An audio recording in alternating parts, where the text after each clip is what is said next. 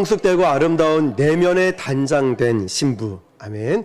자, 성숙되고 아름다운 내면에 단장된 신부라는 제목으로 하나님 말씀 증거하겠습니다.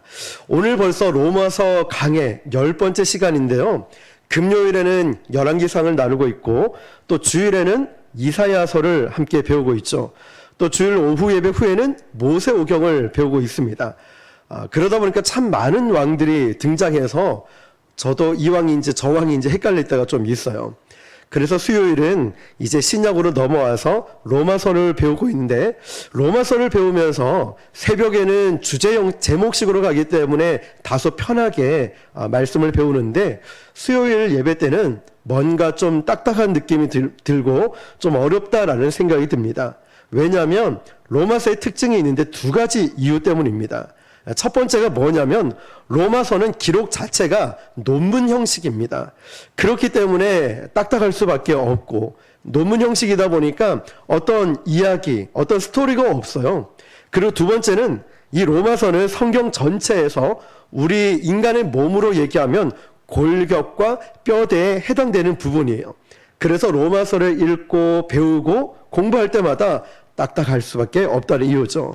자, 그러나 우리는 이 말씀을 지속해서 계속 배우면 또 로마서를 조밀하게 세밀하게 볼 수 있는 이 시간들이 아마 유익한 시간이 되고, 또 인내를 갖고 성경을 배우다 보면은 마칠 때쯤에는 어느 정도 성경 전체에 대한 굵은 이해가 생기리라 생각이 됩니다. 자, 성경은 크게 두 덩어리로 나눌 수 있습니다. 첫 번째는 구약이고 두 번째는 신약이죠. 공통된 분모가 하나 있습니다. 구약도 약속으로 끝나고 신약도 약속으로 끝납니다.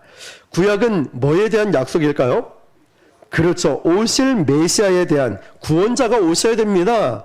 우리 말씀을 배울 때마다 사무엘 상하도 배울 때 다윗으로 족하지 않고 그렇기 때문에 참된 왕이 오셔야 되고, 열왕기상을 배우면서도 역시 참된 왕이 오셔야 되고, 이사야서 말씀을 보아도 그렇고 다니엘서 말씀을 배울 때도 그렇고 결국 참된 왕이 오셔야 함을 깨닫습니다. 자, 결국 그 약속의 책으로 끝이 나고, 그러려면 구약을 통해서 우리가 뭘 느끼냐면 그분이 필요하다는 사실을 느껴야 되는데, 문제는 예수님이 필요하다는 사실조차도 느끼지 못할 때가 있습니다. 왜 그럴까요? 우리의 죄 때문에 영이 죽은 상태이다 보니까 예수님의 필요조차도 못 느낄 때가 있습니다. 그래서 우리는 성경을 읽을 때마다 부딪히는 그 질문이 있어야 됩니다. 어떤 질문일까요? 그분이 왜 오셔야 되는데, 예수님이 왜 오셔야 될까라는 이 질문이 있어야 되는 거죠. 예를 들면 우리 집에 누가 온다고 하면 그분이 왜 오시지? 우리 집에 왜 오셔? 집도 비좁고 지저분한데 왜 오시는 거야? 또 어떤 집에는 얘야, 오늘 저녁에 담임 목사님이 신방 오신데 왜? 내가 뭐 잘못했어? 찔리는 사람도 있다는 거죠. 자, 어쨌든 그분이 오신다면 그분이 오신 것에 대한 내 안에 설명이 되어야 되고 납득이 되어야 한다는 거죠. 그냥 단순히 주님이 오셔야 됩니다. 그러면 세상 말로 이게 뭐지? 왜 갑자기 오신다는 거지? 그분이 왜 오셔야 되는데, 자, 이것을 설명하기 위해서 구약은 율법이라는 형태로 우리에게 제시를 하고 있습니다.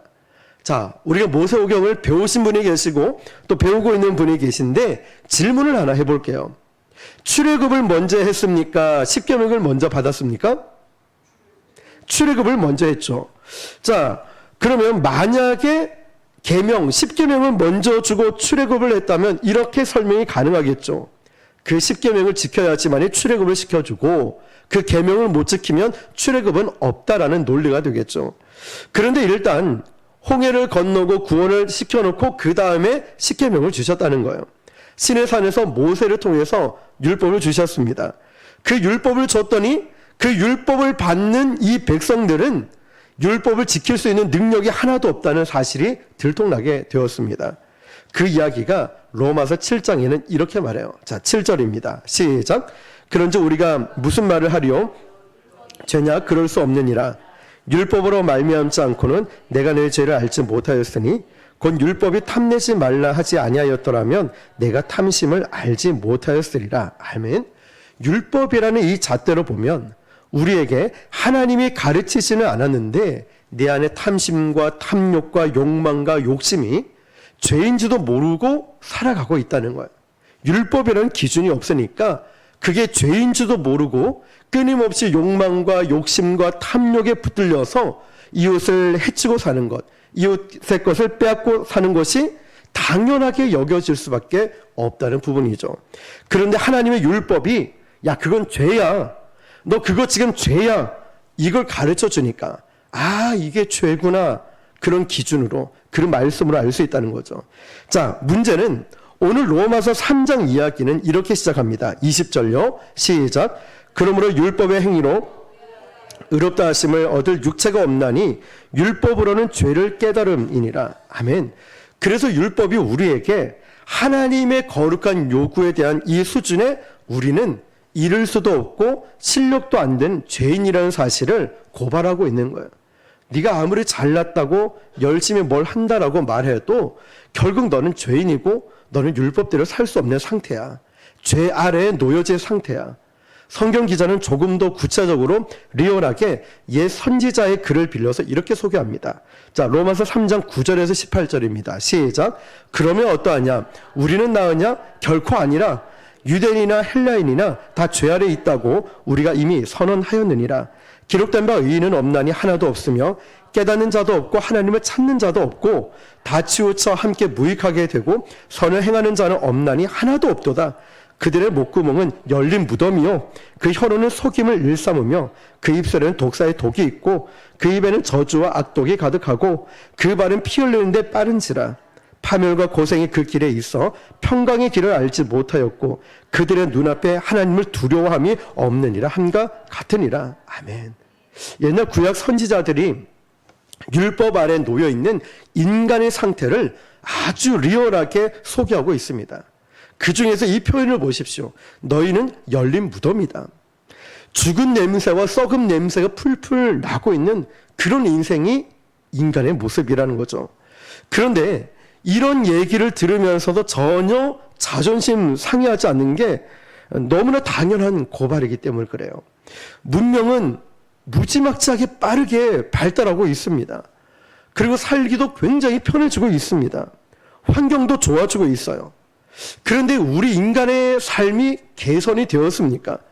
내 마음이, 내 심령이 평안함을 유지하고 있습니까?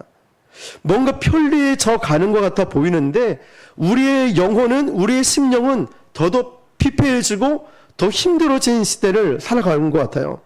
그래서 우리 기독교인들이 갖는 시간관과 역사관이 뭘까요?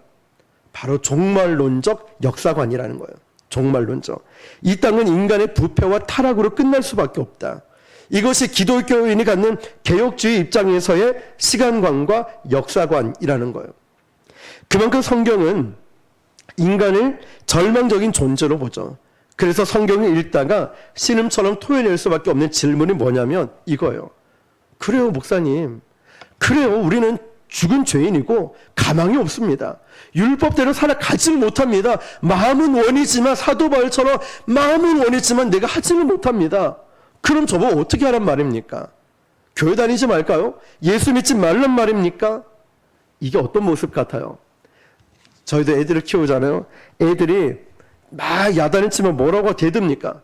누가 난 낳으라고 했냐고. 왜 나를 태어나서 왜 이 땅에 태어나게 만들었냐고. 왜 간섭하냐고.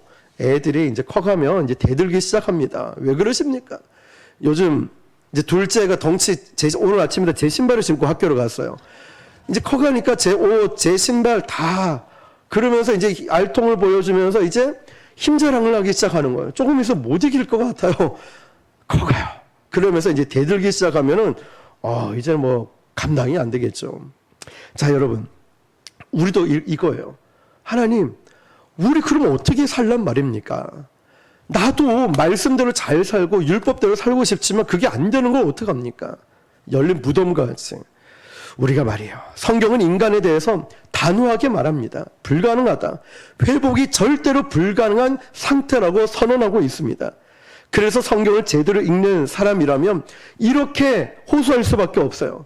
하나님, 그러면 어떡합니까? 그러면 어떡합니까? 아니 성경을 읽다 보면 더 절망스럽고 좌절스럽고 원망스러워요. 온유한 자는 복이 있나니 참는 자는 복이 있나니. 사실 이게 어떤 때는 은혜가 되지만 어떤 때는 화가 날 때 있어요. 기도해. 모든 걸 기도하면 하나님이 해결해 주실 거야. 맞아요. 근데 내가 너무 힘들면 그런 말조차도 사실 화가 날 때가 있잖아요. 아니 누가 몰라서 그러냐고. 말씀 보고 기도하는 건 몰라서 그러냐고. 말씀 보고 기도하는데 환경이 빨리빨리 열리지 않고 빨리 응답이 되지 않는데 나도 힘든데 자꾸 옆에서 부채질하는 거예요. 말씀 안 보고 기도 안 하니까 그렇다고. 나도 안다고요. 근데 성경은 자꾸 그런 말씀 들을 때마다 환경이 변하지 않으니까 내가 너무너무 지쳐있는데 오히려 이럴 때마다 내 마음이 너무 곤고해지고 지칠 때가 있다는 거죠. 이거를 갈라디아서 기자는 이렇게 얘기합니다. 갈라디아 3장 24절요. 시작. 우리를 그리스도께로 인도하는 초등교사가 되어 믿음으로 말미암아 의롭다함을 얻게 하려 함이라. 아멘. 그래서 율법의 가장 중요한 기능이 뭐냐면 우리를 그리스도께로 인도하는 초등교사가 된다고 했어요. 그래서 인간은 끊임없이 역사적으로 이런 질문을 해왔던 거예요. 그럼 우리는 어떻게 살라는 것인가? 이걸 좀 고상한 표현으로 뭐라고 하냐면 철학적인 이런 질문들을 가지고 말하죠. 우리는 어떻게 살아가야 할 것인가? 아주 멋있는 말로 이야기하지만 결국 그것 때문에 종교를 우상 숭배를 하고 다른 종교를 만들고 철학적으로 이것저것 여기가 길인가 저기가 길인가 헤매기도 합니다. 그렇지만 답이 없어요. 답이 없다는 거예요. 어떠한 방법으로 찾아갈래 해도. 그래서 오늘 성경은 내가 그럼 하나님 어떻게 살아가야 합니까? 이런 비명소리에 이런 신음소리에 성경은 21절에 이렇게 소개하고 있습니다. 시작. 이제는 율법 외에 하나님의 한 의가 나타났으니 율법과 선지자들에게 증거를 받은 것이라. 아멘.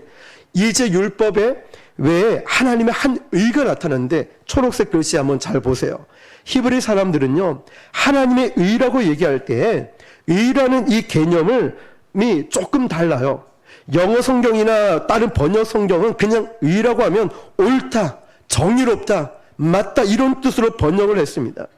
그런데 히브리 사람들은 히브리어의 번역은 하나님의 의를 얘기할 때 자다크라고 합니다. 자다크가 뭐냐면 단순히 옳습니다라는 개념뿐만 아니라 더 본질적인 해석은 이렇습니다. 뭐라고 되어 있죠? 끊어진 관계를 회복한다는 뜻이에요. 자다크, 하나님의 의라는 건 끊어진 관계를 회복한다는 거예요. 모든 시도와 결말까지도 이야기하는 거죠. 우리는 그것을 예수님이 이 땅에 오신 목적에서 발견합니다. 샬롬, 평화라는 거죠. 평화라는 개념은요, 자, 싸우지 말고 잘 지내보자 이것뿐만 아니라 샬롬은 끊어진 관계를 회복한다고 했어요. 하나님과 나 사이에 끊어진 관계를 회복하고 인간과 인간 사이에 끊어진 관계를 회복하기 위해 예수님은 다리를 놓게 오셨어요. 우리도 다리를 놓는 사람이 되어야 돼요. 다리를 끊고 벽을 세우는 자가 아니라 다리를 놓는 사람이 되어야 돼요. 평화, 여호와 샬롬. 이해가 안 되는 사람도, 화가 나는 사람도, 나랑 성격이 너무나 다른 사람도, 삶의 배경이 다른 사람에게도 우리는 다리를 놓는 사람이 되어야 돼요. 다리를. 벽을 치는 사람이 아니라 다리를 놓는 사람 말이죠. 그래서 이 땅에는 평화, 예수님이 이 땅에 오신 목적이에요. 하나님과 인류가 끊어진 관계를 회복하기 위해서 온 하나님의 의, 자다크를 말하는 거예요. 끊어진 관계를 회복한다는 것. 원래 인간은 창조될 때부터 하나님의 의에서 빚어졌습니다. 그래서 분명한 위치 설정이 확고하죠. 하나님은 창조주로, 우리는 피조물로서 설정이 됐습니다. 그리고 인간에게 무한한 자유를 주죠. 이 자유함은 주 안에서의 자유여야 행복한 자유입니다. 아멘이십니까? 지난번 말씀드렸죠. 철길 레일을 위해 갈 때 기차는 가장 안전하고 완벽하게 달려갈 수 있다고. 주 안에서의 자유함이야말로 참된 평안함의 행복한 자유라는 것입니다. 그런데 하나님만큼이나 높아지려고 했던 바벨탑 사건을 기억하죠. 잘못된 판단으로 눈이 어두워서 실수를 하고 하나님과 연결된 이 생명줄을 끊어버렸습니다. 스스로 말이에요. 그래서 아담 안에서 태어난 모든 인류가 많은 죄와 문제를 갖기 시작했습니다. 마치 누가복음에 보면은 자기 몫을 챙겨서 그 집을 떠난 둘째 아들을 모양이 된 거죠. 사실 자기 몫이 어디 있습니까? 다 아버지 것이지. 그런데 내 것이라고 내 소유를 좀 달라고 합니다. 유산을 달라고 합니다. 그런데 아버지는 아들이 달라니까 줬습니다. 그래 한번 살아봐. 그리고 둘째 아들은 그 자유를 얻었습니다. 아, 내 몫을 갖고 내 마음껏 살아야지. 집을 떠났습니다. 떠나는 순간부터 뭐가 찾아올까요? 허무함과 낭비와 허비와 빚절이 막 찾아오는 거예요. 아버지를 떠나서 행복할 줄 알았거든요. 아버지를 떠나면 내가 자유함을 누릴 줄 알았거든요. 아니에요. 주님을 떠나면 우리가 평안할 것 같죠. 주님을 떠나면 행복할 것 같고 자유로울 것 같아요. 사명을 내려놓으면 자유할 것 같아요. 난 더 이상 이 사명 감당 안 하면 행복할 것 같아요. 아니에요. 아닙니다. 저도 교회를 개척하기 전에 이전 마지막 장로교회에서 사역을 하고 그 교회를 나올 때쯤 됐고 기도원을 갔다가 그런데 교회를 이제 개척에 대한 하나님의 사인을 응답을 받고 그 전에 교회를 알아볼 때 이 교회 저게 많은 교회를 다녔지만 너무나 똑같은 하나님의 교회인데 왜 이렇게 마음이 힘들지? 예배를 드리고 기도를 드리는데 왜 이렇게 힘이 들지? 그래서 부곡되어 있는 그 교회를 얻자마자 업체도 알아봐도 이것저것 알아봐야 되는데 이것저것 신경 쓸 겨를이 없는 거예요. 왜냐? 빨리 예배를 드리고 싶은 거예요. 빨리 예배 드리고 전도하고 기도하고 말씀 보고 막 사역을 하고 싶은 거예요. 그래서 하자마자 보름 만에 그 공사든 뭐든 다 끝내고 12월 19일 날 가족들과 함께 첫 예배를 그곳에서 드렸습니다. 그 심정이 어떤지를 아니까 말이죠. 첫 예배 드릴 때 마이크 시설도 제대로 안 돼 있고 뭐 아무것도 되어 있지 않은 상태였지만 그래도 의자와 강대상과 어느 정도 갖춰져 있는 거 가지고 예배 드릴 때 얼마나 감사한지 몰라요. 바로 이겁니다, 여러분. 우리가 주 안에서의 자유함이라는 거죠. 마지막에는 이 돌아온 탕자를 보십시오. 나락으로 떨어지게 됩니다. 거기에서 본래 인간의 모습이 회복됩니다. 뭘까요? 아버지를 생각해냈어요. 지엽열매, 돼지 지엽열매도 제대로 못 먹다가 아버지를 찾아내고 아버지를 생각해냈어요. 그래서 내 아버지 집에는 모든 것이 있는데 내 아버지 집에는 모든 것이 있는데 돌아갈 마음이 생기는 거예요. 이게 인류의 전 과정을 하나의 에피소드로 설명해 주는 거예요. 여기서 하나님의 의랑 오늘 자다크 끊어진 관계 회복하는 거죠. 일방적으로 관계 회복을 위해서 찾아오시는 그 하나님의 사랑을 말씀하고 있는 거예요. 그러니까 하나님의 한 의가 나타나서 이제는 율법으로 되는 것이 아니라 이제는 그리스도가 필요하다는 사실. 저와 여러분에게 율법도 있지만 나에게 정말 필요한 분은 하나님이셔. 주님이 나에게 오셔야 됩니다. 나는 철저하게 죄인입니다. 이것밖에 율법에선 드러내지 않고 나는 가망이 없고 소망이 없는 존재예요. 바로 그때 내가 어떻게 해야 됩니까, 주님? 그래요, 나는 아무것도 할 수 없는 죄인입니다. 제가 어떻게 합니까? 율법 외에 하나님의 한 의가 나타났어요. 자다크, 끊어진 관계를 회복시켜 주시는 하나님의 의지가 역사 속에 드러나는 거예요. 내가 널 이대로 내버려 두지 않겠다. 난 널 절대로 포기하지 않겠다. 네가 내 손을 놓아도 나는 내 손을 절대로 놓지 않겠다. 말씀하시는 거예요. 그런데 문제는 상대방, 계약자인 언약의 체결자이신 이신 상대방이 계약할 의지도 없고 이 계약할 이 내용이 뭔지도 몰라요. 그래서 구약의 모든 계약과 또 언약은 하나님의 일방적인 그 계약하는 것을 보게 됩니다. 이걸 역시 베리트라고 하죠. 일방적인 하나님의 계획이에요. 일방적으로 하나님의 관건적으로 부르시고 관건적으로 인도해 주셔요. 그러니까 구약을 우리가 배우고 있지만 아무리 뛰어난 다윗, 다니엘, 모세, 아브라함 누구든 엘리야까지 얘기했죠. 말을 해도 그들이 한 거는 없어요. 하나님이 알려주셨고 인도해 주셨고 말씀해 주셨고 채워주셨고 깨닫게 해주셨다는 거예요. 일방적인 계약이라는 거죠. 원래 계약은 쌍방간에 해야 되잖아요. 그런데 구약에 보면 모든 하나님의 계약은 일방적인 계약이었습니다. 그리고 그 계약의 내용을 설명하고 설득을 해 가시죠. 그 최초로 구체적으로 나타난 사건이 아브라함과의 언약이었죠. 아브라함이 계약의 내용을 잘 모릅니다. 그러니까 아브라함은 뭐가 뭔지 몰라서 일단 가라.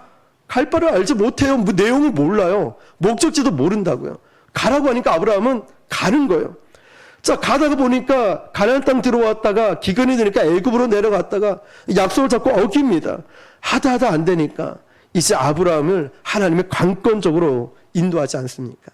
하나님의 열심이고 하나님의 설득 과정, 아브라함을 이끌어 가십니다. 인간의 실패가 하나님의 믿음을 포기하게 못 만듭니다. 무슨 말일까요?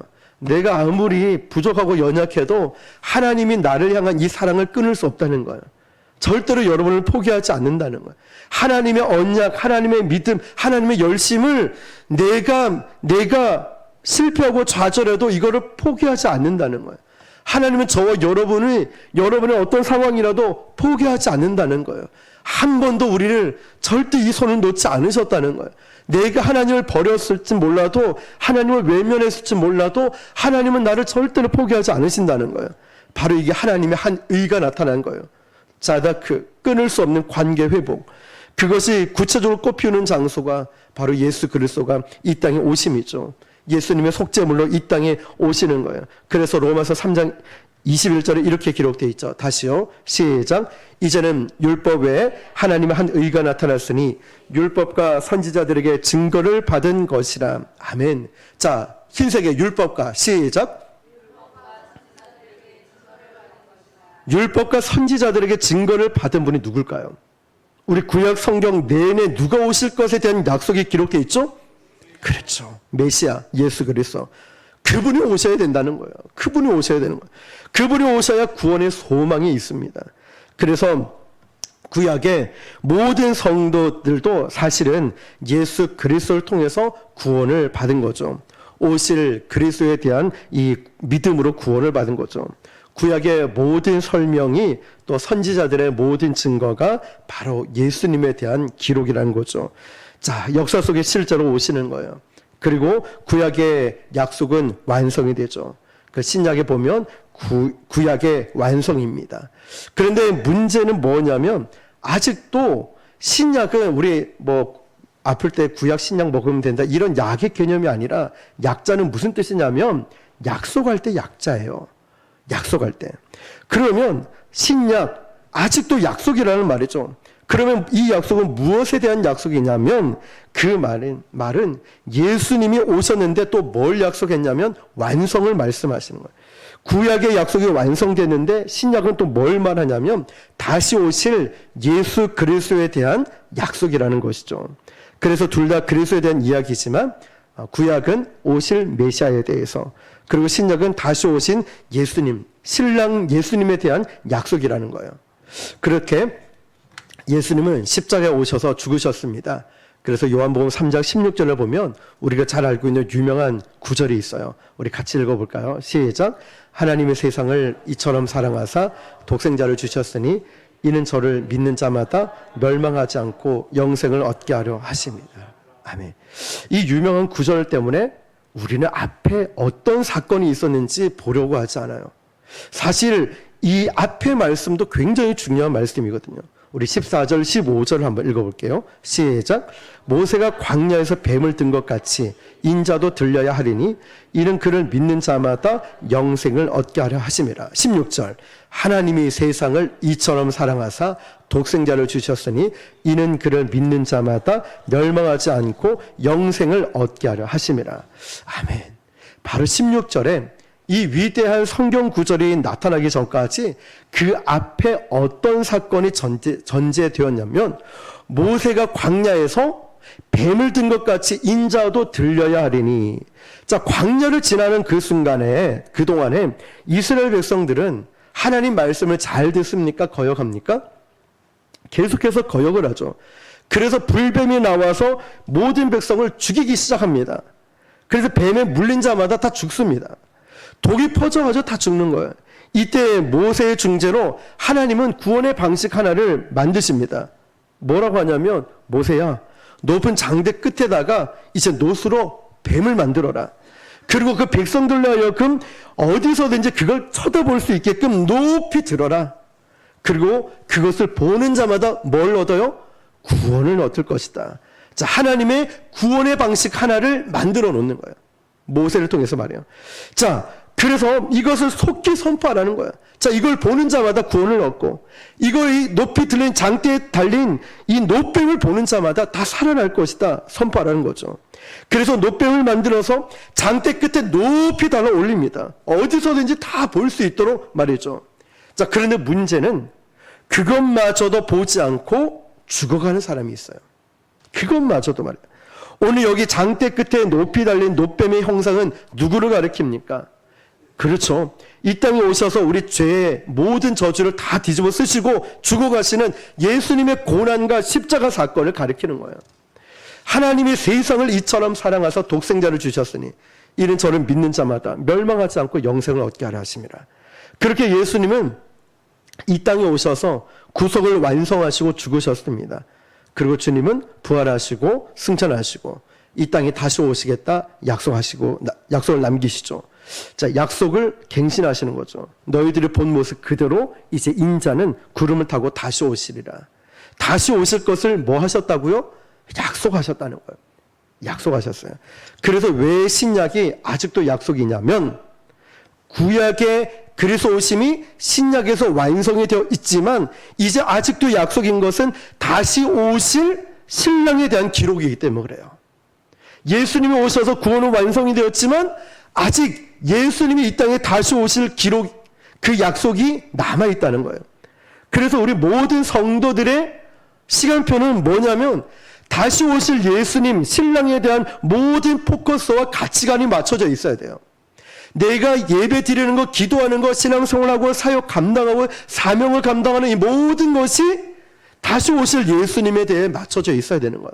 신랑 되신 예수님, 그 주님을 맞이할 준비가 되어 있는가? 기름 등불 든 다섯 처녀처럼 내가 그게 준비가 되어 있느냐? 여기에 맞춰서 우리의 신앙이 되어야 한다는 거죠. 그런데 문제가 뭘까요? 그 신랑이 언제 올지를 몰라요. 언제인지를 알지 못하니까 너무 멀어 보여. 너무 길어요. 이 길이 너무 험합니다. 너무 좁아요. 그 시간이 도대체 언제인지를 모르니까 갑갑하고 힘든 거예요. 그 가운데 제일 그 시간을 힘들게 하는 게 뭘까요? 여러분, 신랑을 기다리는 삶이 되어야 하는데 두 종류의 신부가 가능하겠죠. 매일 문 밖에 서서 신랑이 언제 올까? 막 눈을 비벼가면서 언제 올까? 우리 신랑이 이렇게 기다리는 사람, 그 신부가 있겠죠. 너무나 귀한 신부예요. 예배하고 우리가 신앙을 믿음을 지켜나가면서 억울하고 힘들어도 참으면서 힘들어도 사역을 감당하고 기쁨으로 예배하고 기도의 자리를 지키면서 신랑 되신 예수님 언제 오시겠습니까? 정말 이런 마음으로 기다리는 참 아름다운 신부가 있을 거예요. 첫 번째가. 그런데 어떤 신부는 갑자기 오면 어떡하지? 난 준비가 안 됐는데. 이런 태도, 준비가 되지 않는 신랑을 기다리는 신부도 있을 겁니다. 그런데 그 시간에 이르기까지 사실 우리를 제일 힘들게 하는 싸움이 뭔지 아십니까? 이 두 가지 요인도 있겠지만 정말 힘든 건 과연 사실일까? 이 말씀이 정말 사실일까? 사실성에 대한 흔들릴 때 우리가 무너지는 걸 경험해요. 하나님이 나를 고쳐주셨고 하나님 나에게 의사를 주셨고 하나님 내 길을 인도해 주셨다고 했는데 사실일까? 진짜일까? 물음표를 가져요. 물음표. 이게 정말 위험하고 우리 많은 것들을 무너뜨리게 만들어요. 분명히 우리는 지난 시간에 하나님이 우리 교회에 저에게 주신 말씀이 뭐였냐면 너는 확신을 가지고 선포하라고 했어요. 확신을 가지고. 물음표를 가지고가 아니라 그럴까 말까, 잘 될까 말까, 고침 받을까 말까, 아니면 은사 받았을까 안 받았을까, 물음표가 아니라 느낌표로 고침 받았다, 물질 해결됐다, 앞길 형통이 열릴 것이다, 확신을 가지고 선포하면 내 입술에 고백되는 믿음대로 될지어다. 주님은 말씀하셨는데 오늘도 이 말씀처럼 그럴까? 이 말씀이 과연 사실일까? 이 말씀의 뿌리조차 흔들려 버리니까 많은 것들이 무너져요. 예배가 무너져요. 기도가 무너져요. 신앙이 흔들리기 시작하는 거예요. 생각해 보세요. 기독교가 사실일까? 말씀이 사실일까? 아니, 하나님이 인간이 되어서 예수님이 이 땅에 오셨는데 이 역사성에 대한 기초가 흔들릴 때 우리가 무너질 수 있다는 거예요. 하나님을 떠난다니까요. 그래서 신약 성경이란 이 구조를 보면 딱 두 가지로 나눠져 있습니다. 거의 절반에 가까운 페이지에 뭐에 대한 설명이냐면 예수 그리스도에 대한 역사성과 사실성에 대한 설명인 거예요. 이걸 똑바로 알아라. 이거는 지어낸 말도 아니고 좋은 말로만 편집한 것이 아니라 하나님의 말씀이 확실하다. 역사성과 사실성에 대한 내용이 기록되어 있고, 그래서 마태, 마가, 누가, 요한 사복음서에 보면 각각 위치와 시각에서 이렇게 기록합니다. 자, 처음 해보세요. 마태는 어떤 예수님요? 마가, 누가, 요한. 그렇습니다. 똑같은 주님을 바라보지만 각자의 시각에서 네 가지의 색깔로 예수 그리스도의 역사성, 사실성에 대해서 깊이 치밀하게 조명하고 있어요. 마태는 왕으로 오신 예수님, 마가는 종으로 오신 예수님, 누가는 이방인까지 섬기러 오신 예수님, 요한은 하나님의 아들로 오신 예수님. 역사성과 사실성이 정확하게 치밀하게 조명하고 있다는 거예요. 이것도 모자라니까 그 뒤에 무슨 책을 갖다 붙였냐면은 예수님이 이 땅에 남겨놓으신 교회의 기초로 12사도들이 이 땅에 어떻게 그리스도의 신부로 교회를 생성케 되었는지를 기록하고 있어요. 28장에 걸쳐서 사도행전이라는 역사서를 기록을 했습니다. 절반이 넘는 분량을 뭐에 대한 기록으로 채워져 있느냐? 예수 그리스도에 대한 역사성과 사실성으로 채워져 있는 거예요. 흔들리지 말라는 거예요. 그러니까 물음표가 아니라 느낌표는 확신을 가지고 끝까지 믿으라는 거예요. 그 나머지 절반이 뭘까요? 역사성과 사실성으로 채워졌다면 나머지 절반은, 그러면 그 신랑을 기다리는 그리스도의 신부는 어떤 내면의 단장을 하면서 기다려야 될까? 신부로서 우리가 살아가면서 내면에 어떤 모습으로 준비되어야 할까? 그 설명인 거예요. 그래서 나머지 책은 전부 다 내용을 보면 간단합니다. 사랑하라, 오래 참아라, 믿음으로 기다려라. 신부가 갖춰야 될 이 내면적인 싸움의 이야기를 설명하고 있는 거예요. 오래 참고 믿음으로 기다리고 인내하고. 그러니까 오늘 그리스도께서 이 땅에 오셔서 우리에게 새로운 약속을 남기고 가셨습니다. 우리는 그 주님이 오실 때까지 우리 속에 어떤 목마름으로 기다려야 되냐면 바로 신랑에 대한 목마름으로 기다리는 것이 의에 줄이고 목마른 자의 기다림의 태도라는 거예요. 우리는 너무나 이 사실을 간과하고 지내온 것 같아요. 사실일까? 나 고쳐졌을까? 응답 받았을까? 능력 받았을까? 문제 해결될까? 물음표가 아니라 느낌표, 확신을 갖고 또 예수님에 대한 확신을 가지고 선포하는 이 부분과, 그리고 또 한 가지는 그 주님을, 신랑 되신 예수님을 신부된 우리가 기다리는 태도가 얼마나 절박하고 간절하고 정말 이 기다리는 간절히 사모하는 마음으로 내가 기다리고 있는가. 사람에게 칭찬이 아니라, 사람에게 인정받는 게 아니라 정말 주님을 기다리는 이 마음이 어떤가라는 것이죠. 자, 그래서 우리는 모든 생활의 의식의 가치과, 그리고 여러분 생활의 모든 삶의 중심이 바로 여기에 맞춰져 있어야 되는 거예요. 다시 오실 예수 그리스도. 세상을 바라보는 관점도요, 아무리 어두워져 간다 할지라도, 이해가 되지 않는 상황이라 할지라도 바로 신랑은 무엇을 준비하는가, 거기에 초점을 맞춰야 돼요. 신랑 대신 예수님은 뭘 좋아하실까? 우리 주님은 뭘 기뻐하실까? 나 주님의 기쁨 되기 원하네, 내 마음을 새롭게 하소서. 주님의 기쁨이 되길 원합니다. 하나님이 뭘 기뻐하실까? 그래서 팔복을 준비하셨죠. 그리고 팔복을 완성하셨죠. 이제 우리는 이 신부로서 그 팔복의 신랑의 성품을 닮아가는 순종이 있어야 되는 거예요. 순종. 그거 지켜야 그리스도인이 된다는 것이 아니라, 헬라어의 순서를 보면 이렇습니다. 심령이 가난한 자는 복이 있나니 천국이 저희 것이며 라고 되어 있지 않고, 헬라어 순서를 보면 복이 있도다, 심령이 가난한 자요, 천국이 저희 것이며. 복이 있도다가 제일 먼저 나와요. 이게 주어라는 거예요. 복이 있다는 게 뭐냐? 의에 줄이고 목마른 자요 너희 배부름을 얻을 것이요. 그 복이 개념적인 복이 아니라 예수 그리스도라는 실체의 복을 말하는 거예요. 이 땅에서 복을 받는 이 뜻이 아니라 예수님을 믿고 예수님을 기다리고 신랑 되신 예수님을 기다리고 있는 그 예수님 자체가 복이라는 거예요. 그러니까 이 예수님을 소유하고 있는 내가 어떠한 마음이 되어야 될까요? 우리는 그분 안에서 죽고 그분 안에서 부활해서 부활의 첫 열매가 되어서 우리는 그분 안에 새로운 생명을 얻은 것입니다. 그래서 우리는 이 땅을 살아가면서 신부로서 살아가는 거예요. 주님 때문에 목마르고 주님 때문에 행복해하고 주님의 기쁨이 되길 원하고 하나님이 뭘 원하시는지를 바라보면서 살아가는 그 인생 말입니다. 그래서 일찍이 이사야 선지자는 이렇게 얘기했습니다.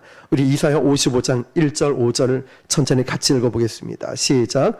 오라 물러나오라 돈 없는 자도 오라 너희는 와서 사 먹되 돈 없이 값없이 와서 포도주와 젖을 사라. 너희가 어찌하여 양식이 아닌 것을 위하여 은을 달아주며 배부르지 하지 못할 것을 위하여 수고하느냐. 내가 듣고 들을지어다. 그리하면 너희가 좋은 것을 먹을 것이며 너희 자신들이 기름진 것으로 즐거움을 얻으리라. 너희는 귀를 기울이고 내게로 나와 들으라. 그리하면 너희의 영혼이 살리라. 내가 너희를 위하여 영원한 언약을 맺으리니 그 다윗에게 허락한 확실한 은혜니라. 보라 내가 그를 만민에게 증인으로 세웠고 만민의 인도자와 명령자로 삼았나니 보라 내가 알지 못하는 나라를 내가 부를 것이며 너를 알지 못하는 나라가 내게로 달려올 것은 여호와 내 하나님 곧 이스라엘의 거룩하신 이로 말미암음이니라. 이는 그가 너를 영화롭게 하였느니라. 아멘. 알지 못하는 나라가 너희에게로 달려올 것이다. 이 알지 못하는 나라가 뭘까요? 예수 그리스도가 주체가 되시는 하나님 나라를 이야기하는 거예요. 이미 하나님 나라는 우리 안에 있습니다.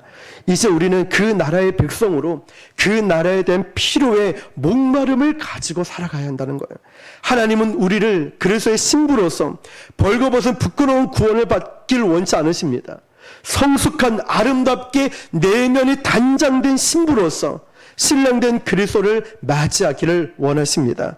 바로 이 두 가지 때문에 우리는 멀고 험하지만 험한 이 싸움을 오늘도 해 나가는 것입니다. 그 어느 때보다 지금 우리는 기도가 필요하고 지금 말씀이 우리에게 필요한 것 같습니다. 바로 영적인 내면을 단장하기에 우리는 가장 1순위로 삼아야 됩니다. 여러 다시 한번 흐트러졌던 우리의 삶의 현장을 다시 한 번 더 단장하고 원칙을 세워야 된다 말씀드렸죠. 나는 예배, 나는 기도, 나는 믿음, 말씀을 어떻게 지켜나가겠다. 신앙의 원칙을 세우며 가는 거예요. 그러면서 주님의 기쁨이 무엇인지를 다시 한번 저와 여러분이 험하고 힘든 길이지만 우리는 또 이 약속을 기다리는 자요. 다시 오실 예수 그리스도, 신랑을 기다리는 신부의 간절한 마음으로 그 주님을 기다리는 것입니다. 오늘도 영적인 이 내면이 건강해져서 우리 주님을 기쁘시게 하는 삶으로 살아갈 수 있기를 예수님의 이름으로 축원합니다.